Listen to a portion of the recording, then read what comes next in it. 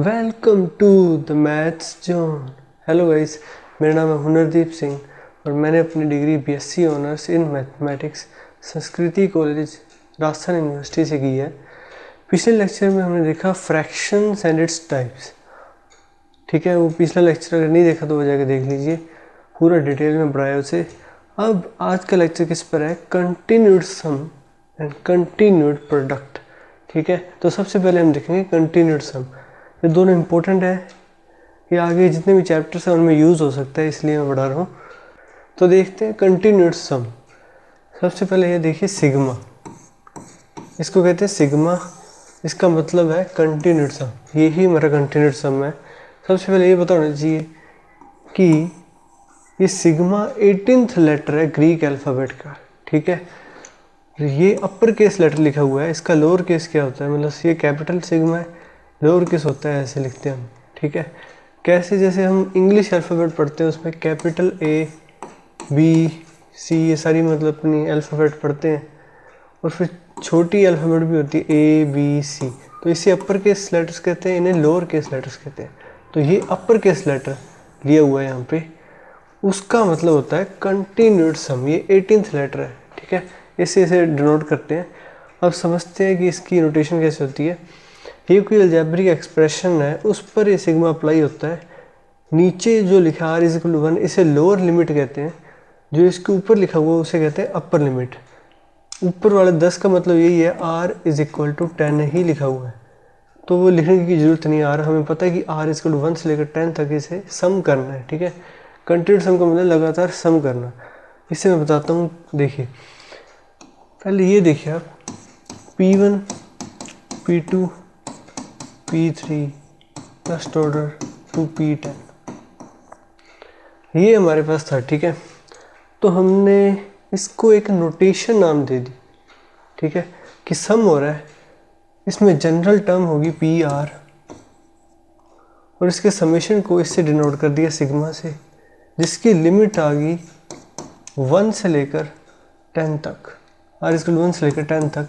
तो इस चीज़ को हम इतनी छोटे से कम्पैक्ट फॉर्म में लिख सकते हैं। तो ये होता है कंटिन्यूड सम। वही लिखा हुआ है यहाँ पे भी कि किसी अलजेब्रिक एक्सप्रेशन पर जब ये सिग्मा लगता है तो r इक्वल टू 1 रखेंगे P1 आएगा, 2 रखेंगे P2, और ये सम होगा सबका अंटिल P10 तक। अब इसका एग्जांपल देखते हैं। सिग्मा r इक्वल टू 1 से 3 तक इसका सम करना है, 2 to the power r plus 3 to the power r। कैसे करेंगे? पहले 1 इसमें रखेंगे तो आ जाएगा 2 1 पावर 3 1 पावर। अब करेंगे plus r is equal to 2 रखेंगे तो क्या आएगा? 2 to the power 2 plus 3 to the power 2, फिर प्लस, अब लास्ट रखेंगे 3 तो आएगा 2 to the power 3 plus 3 to the power 3। तो ये आंसर हो जाएगा। इस प्रकार हम सिग्मा मतलब कंटिन्यूड सम करते हैं। ठीक है, तो अब देखते हैं कंटिन्यूड सम की प्रॉपर्टीज़। पहली प्रॉपर्टी देखते हैं। अब यहाँ पे जो एक्सप्रेशन है जिस पर सिग्मा अप्लाई हुआ है उसके टर्म में r है ही नहीं। ठीक है, तो इसके लिए सिग्मा के लिए एक कांस्टेंट होगा, क्योंकि r आएगा तभी वेरिएबल बनेगा, r नहीं आएगा तो वो टर्म उसके लिए सिग्मा के लिए कांस्टेंट हो जाएगी। r इज इक्वल टू 1 रखो, भले 2 रखो, भले 3 रखो, हर r की वैल्यू पर इसकी वैल्यू a ही आएगी। तो a प्लस ऐसे चलता हुआ n times r is equal to 1 से लेकर n तक सारी वैल्यूज पुट की, सब में a आया तो a बन गया। और a plus a n times अगर ऐड करते हैं वो ही मल्टीप्लिकेशन होता है, वो बन जाएगा n इंटू a। ठीक है, तो ये पहली प्रॉपर्टी है। अब सेकंड प्रॉपर्टी देखते हैं। इसमें क्या करना चाह रहा है कि किसी भी कांस्टेंट को, यहाँ पे ये वेरिएबल है क्योंकि इसमें r आ रहा है, सबस्क्रिप्ट कहते हैं इसे। देखिए कुछ भी चीज़ किसी एक्सप्रेशन के नीचे लिखी होती है उसे कहते हैं सबस्क्रिप्ट, और अगर ऊपर लिखी हो तो उसे कहते हैं सुपरस्क्रिप्ट।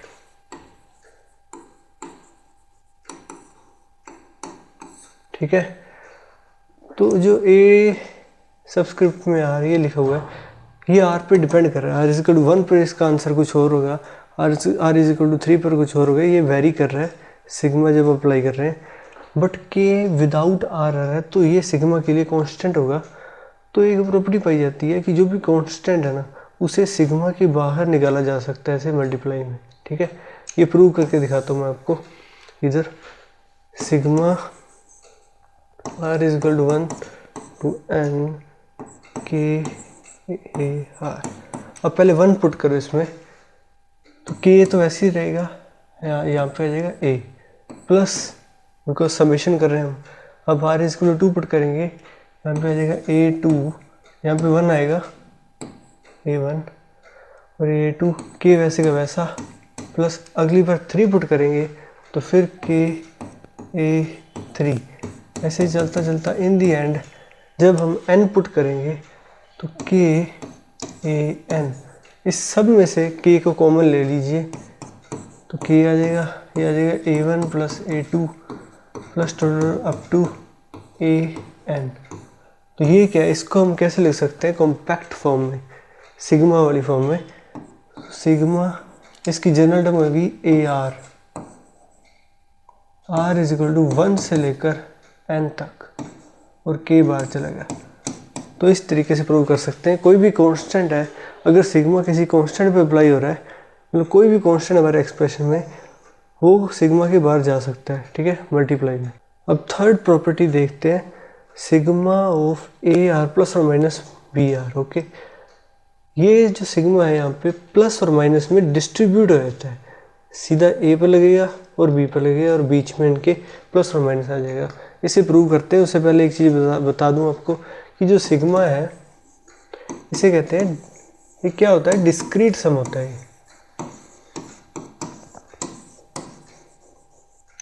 यहाँ पे देखिए आर इज इक्वल टू 1 से लेकर n तक हमें सिर्फ नेचुरल नंबर्स ले रहे हैं, आर इज इक्वल टू 1 2 3, वहाँ तक सारे के सारे नंबर्स नहीं ले रहे हम, तो ये कंटिन्यूस नहीं है, डिस्क्रीट सम हो रहा है। यहाँ पे कंटिन्यूस सम बन जाता है, तब इसी को हम इंटीग्रेशन कह देते हैं। अब थर्ड प्रॉपर्टी का प्रूफ देखते हैं हम इधर, ठीक है।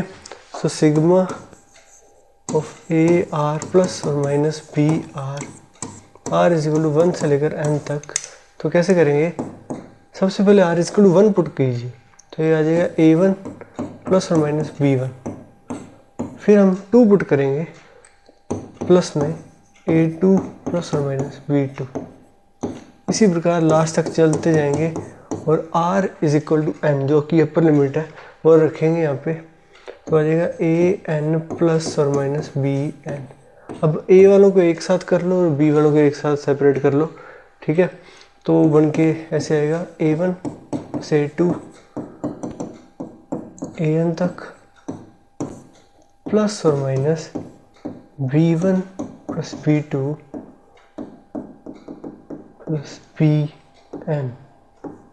तो ये बन गया। अब इसे हम पता ही है कंटिन्यूट सम की फॉर्म में कैसे लिखते हैं, sigma a r, are is equal to 1 से लेकर n तक प्लस और माइनस, इसी प्रकार इसे लिखेंगे sigma b are, are is equal to 1 से लेकर n तक।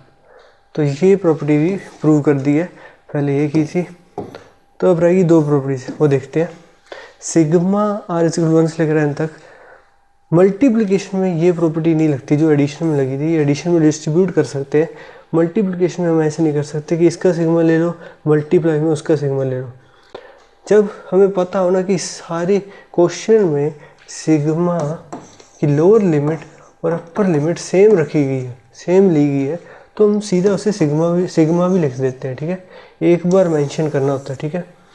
और एक बात और, सिग्मा को r is equal to 1 n ऐसे लिखा हुआ है, इसका मतलब यही होता है कि r is equal to n, यहाँ पे r की वैल्यू ही है, तो याद रखना।